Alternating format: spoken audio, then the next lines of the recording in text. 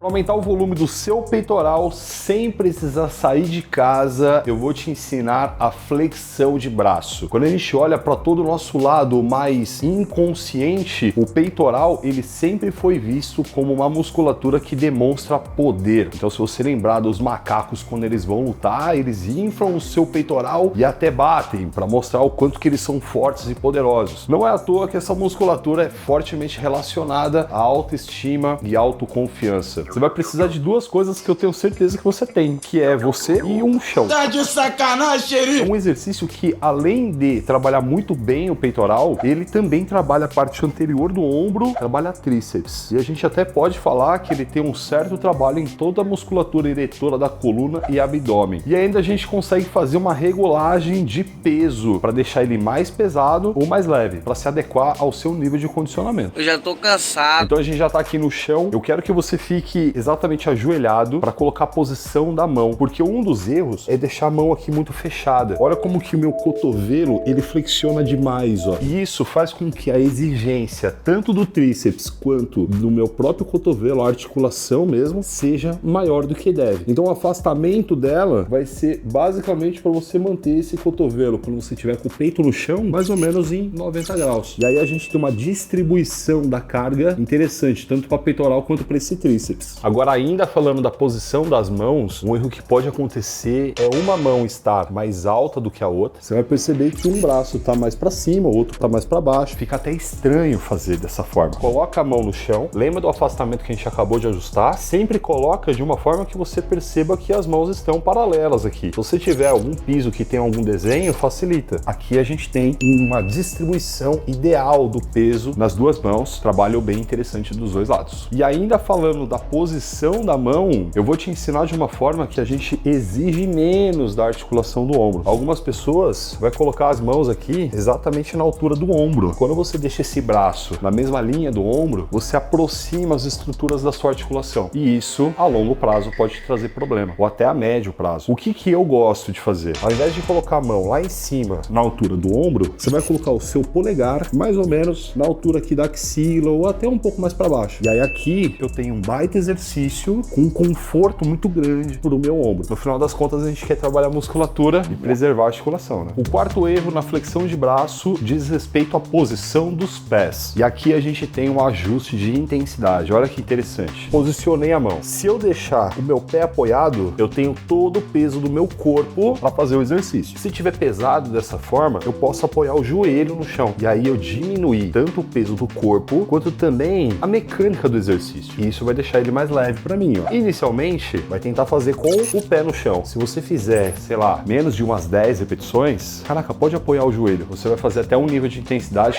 calma, eu ainda vou falar nesse vídeo. Agora, se tratando do pé, qual posição que é a melhor para você fazer? Se você deixar os pés juntos aqui, ó, você vai perceber que fica um pouco mais pesado no sentido de você fazer mais força para estabilizar aqui o seu corpo com as mãos. Agora, se você deixar os pés afastados, não é tão usual, mas pode te trazer mais conforto. E aqui não tem certo e errado, e sim o que você vai se sentir melhor fazendo, simples dessa maneira. E claro, isso também vale pro joelho. Se quiser deixar o joelho mais afastado para te dar um conforto maior no começo, legal, mas recomendo que depois de um tempo, se for já avançando, deixa junto, porque aí você vai ter um trabalho maior de todo o corpo para estabilizar esse negócio todo. A gente vai pro quinto erro agora, que é fazer a flexão de braço como se tivesse no Cirque du Soleil, né, mano? Isso não vai agregar ao seu desenvolvimento muscular, e sim só criar impacto nas suas articulações. Presta atenção no impacto que isso gera no meu ombro e no meu punho principalmente. Eu desço aqui. Que coisa horrorosa! E quem faz isso, faz mais com um caráter exibicionista e tal, mas você não vai ver nenhum atleta que tem um volume muscular interessante fazendo esse negócio. Olha lá, você passou algo parecido pro Breno no treino de peito? A gente saltava e aí depois ele fazia um trabalho de frenagem, mas ali tinha uma estratégia muito bem estudada, fazia parte de todo o conjunto do treino. Quando a gente fala da hipertrofia maximizada, a gente traz a ideia de variar o máximo possível os estímulos, que é uma coisa coisa, inclusive, que eu coloco muito dentro do Muscle 60D. Daqui a pouco eu posso falar mais pra você. Mas ali foi muito estratégico e não queria, na verdade assim, né? Eu não pedi pra ele bater palma e eu corri o risco dele sentir desconforto nas articulações. Mas a gente tá falando de um atleta de alto nível, buscando o máximo de hipertrofia, então vale a pena meio que correr esse risco. Coisa que eu não faço com os alunos do Muscle. A proposta lá é levar a estrutura de variabilidade de estímulo com o máximo de segurança possível. Se você quiser conhecer e ser aluno nosso também, tem o link aqui embaixo. Vai lá dar uma olhada. Vem comigo que no caminho eu te explico. Agora a gente vai pro sexto erro, que é o mais comum de todos. Descer, apoiar a barriga e subir, ó. Isso quando a pessoa não faz assim, né? A coxa nem desapoia do chão. Se eu falei pra ti, se você deixar o pé no chão e subir o corpo é mais pesado, se você deixar o joelho é mais leve, imagina se eu deixar a barriga. O exercício aqui, ele fica muito mais leve. Qual é a ideia? É apoiar o peitoral no chão. Olha como que a posição do meu corpo muda, ó. Olha como que o quadril, ele fica um pouco mais elevado e o meu corpo, ele sobe inteiro. E aí sim, você vai ter um trabalho muito mais intenso desse peitoral. O sétimo erro, vamos falar agora do quadril. Se você deixar o quadril de uma posição, você vai apoiar mais esse peso todo na sua coluna. A proposta não é essa, é a gente jogar esse peso para a musculatura do abdômen. E aí você pode perguntar,